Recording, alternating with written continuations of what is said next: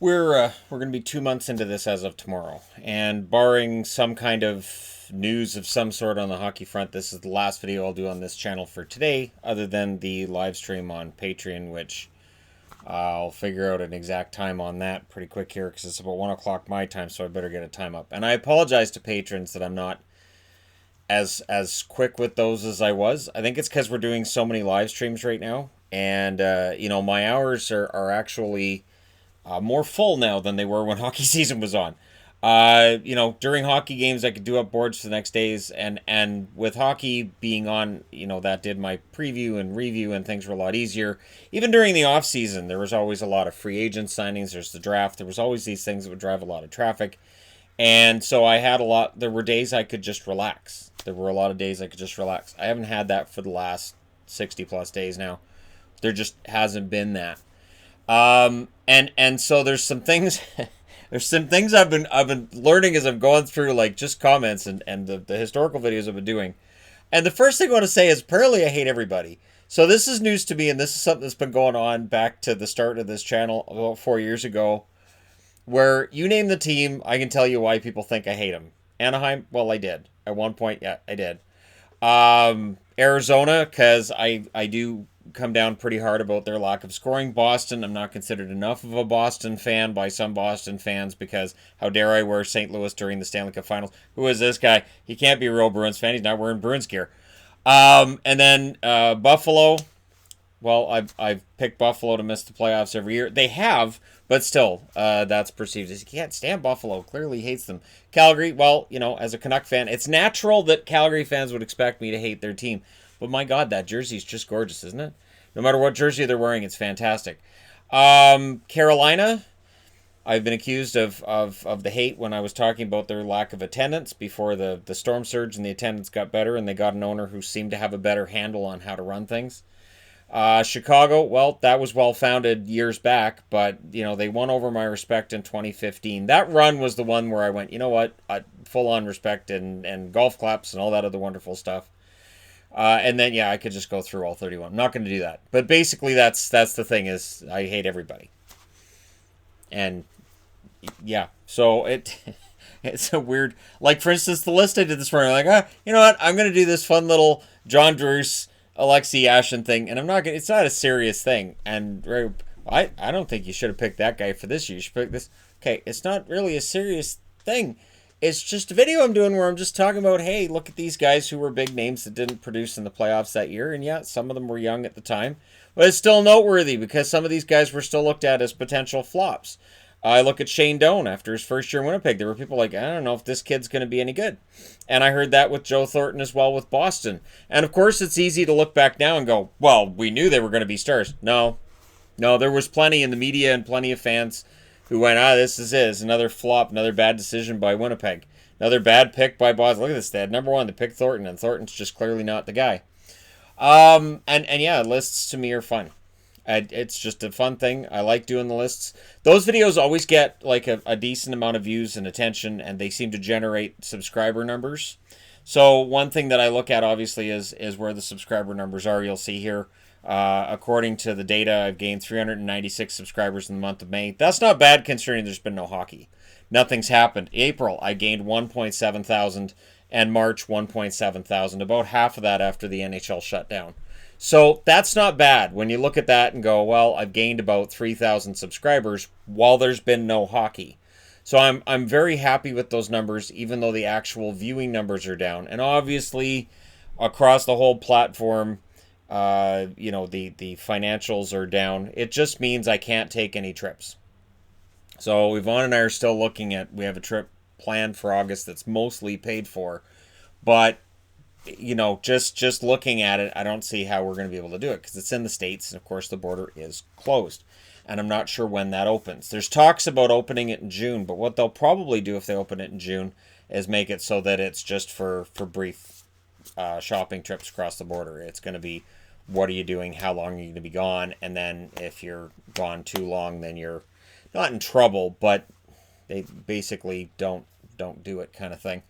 And I know that when I'm doing all these historical videos and when I'm talking about players and I'm comparing players, I know I just stick to just basic statistics Because to me, advanced stats will tell you, and this is just my opinion, advanced stats seem to tell people what they want to hear. So if you really like a player, you can use advanced stats to make your argument.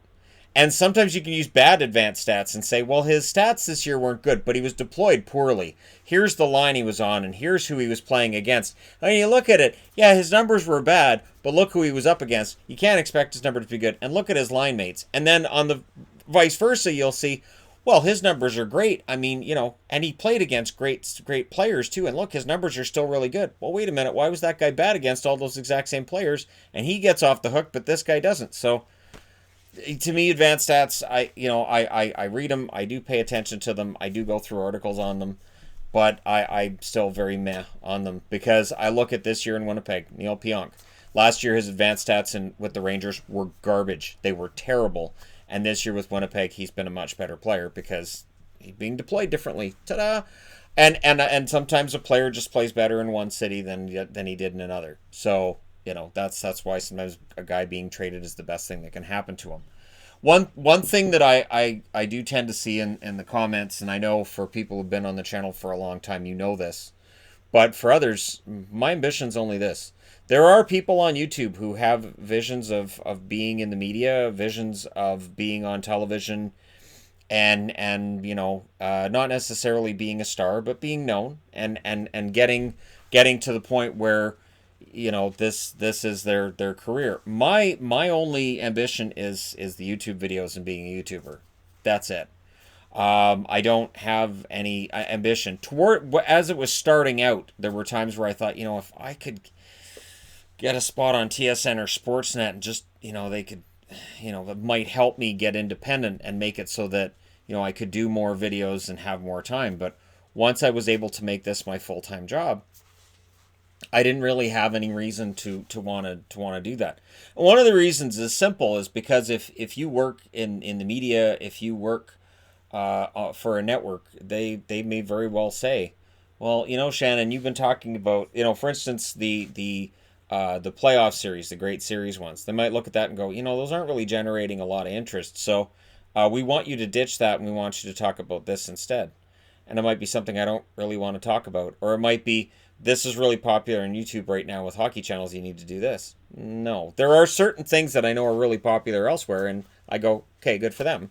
And I mean that. Like, I'm glad they're doing well with those videos. I don't think that I need to do a video on the same topic that then will,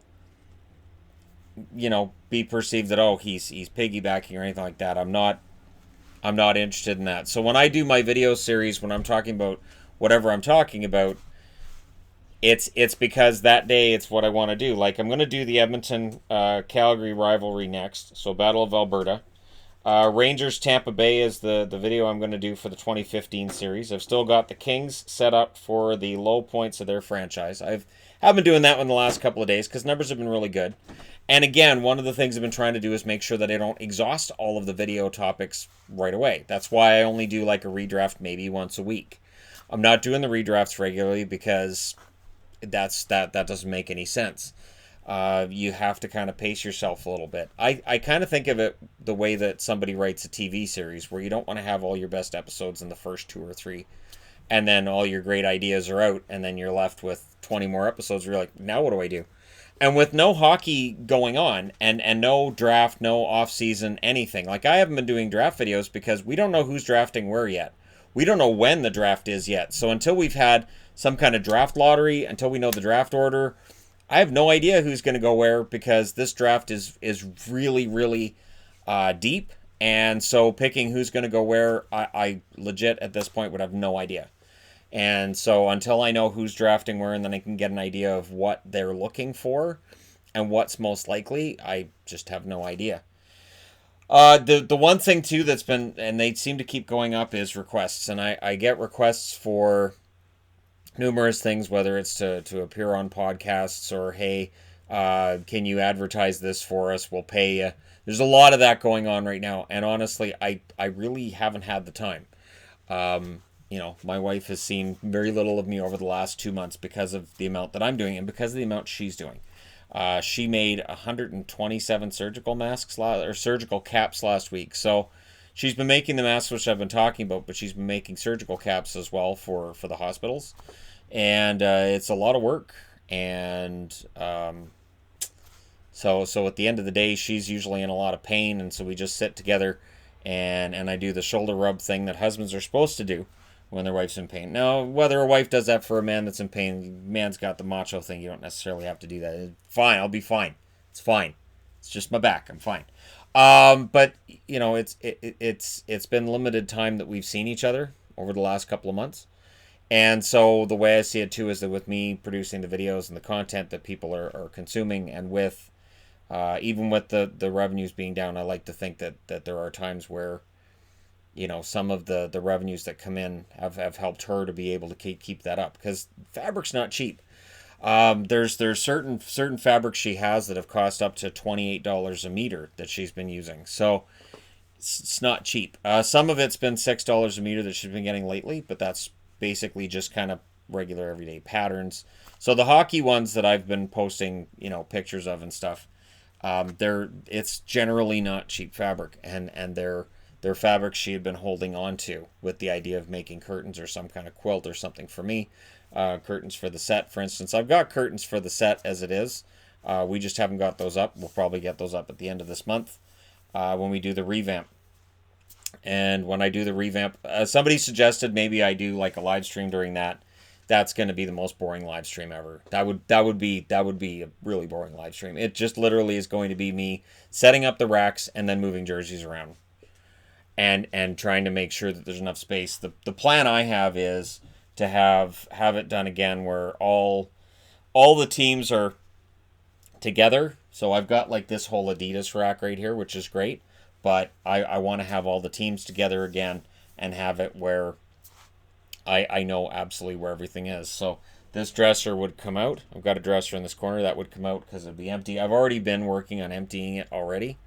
And then the TV would go further into the corner, and that would leave room for a rack there. And then I've already got a rack here you guys can't see anyways, but it's a small one. And so that one I would replace with a full-sized one, and we can get a lot more on that. This one's just a small one that I got from, when they closed. I want to say Oshkosh Bagosh, but it wasn't. Gap. When the Gap closed in the mall down here, I picked up. They were just moving, but when they were moving, they didn't want to bring everything with them, so they were selling off some of their stuff out of their stores. And so I went, yep, I'll take it. And so the plan is to get everything all nice and organized and everything for the rest of the summer. But that's with the understanding on my part that while the numbers are still growing, and the numbers have been good the last couple of days, to be honest. Numbers on the channel seem to be going up, as I think we're starting to see more people wanting sports back. They want to watch, they want to see sports back. Like the hits on my videos have been going up and up. So that tells me there is definitely some desire to go, okay, we've been down for 2 months. What's going on? When are we going to see things start to change?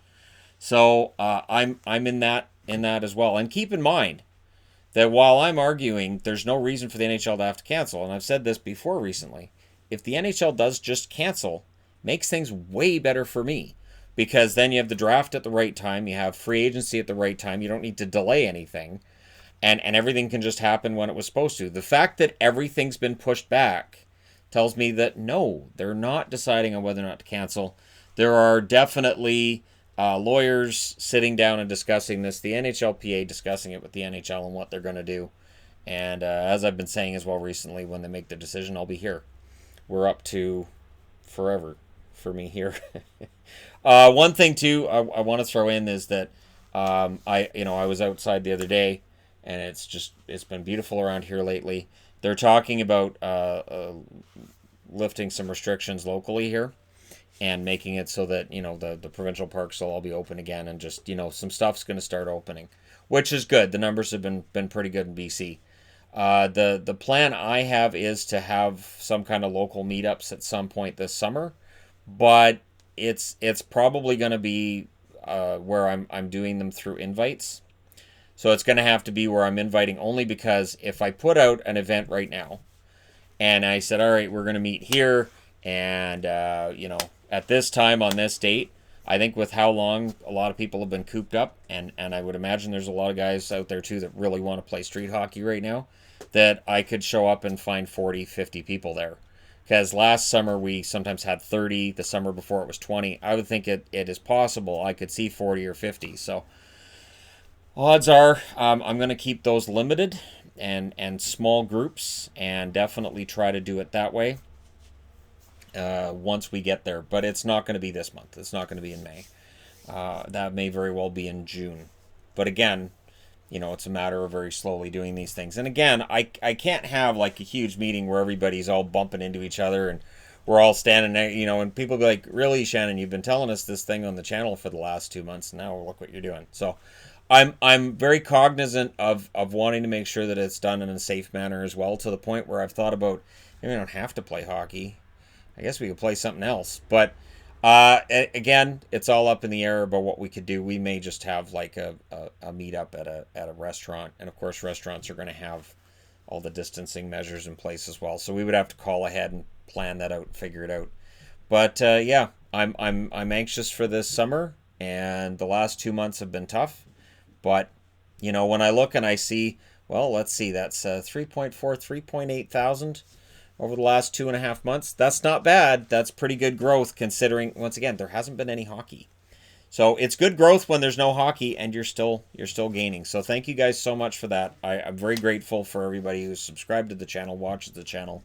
And this is why I spend as much time as I do trying to make up the boards and trying to make up videos that I go, you know what? This, and when I think about it, I go, this is probably what I would be looking for when I'm making a video series and videos and coming up with, like today, the John Druce Award. I'm like, you know what? That's something I would probably want to watch. That's something I would probably be looking up on YouTube.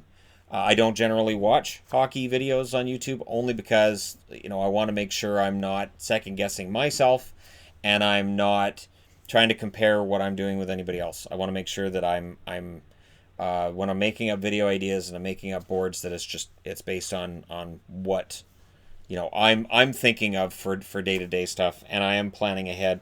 It would be nice. It would be nice to have hockey back, so I could do previews and reviews and we could talk about stuff happening.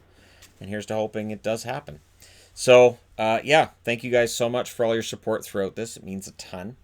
Absolute ton. Don't forget to hit like and subscribe if you're browsing your way through. You just happened upon this video. And again, there's King's jersey. I love wearing this. King's jersey is fantastic. They're all fantastic, but well, almost. Well, no, even the Burger King. I know other people don't think it's fantastic, but I do. Even their current ones, while they're kind of bland, they're still really nice. So there you go. Thank you guys so much for all your support. I'll talk to you again soon.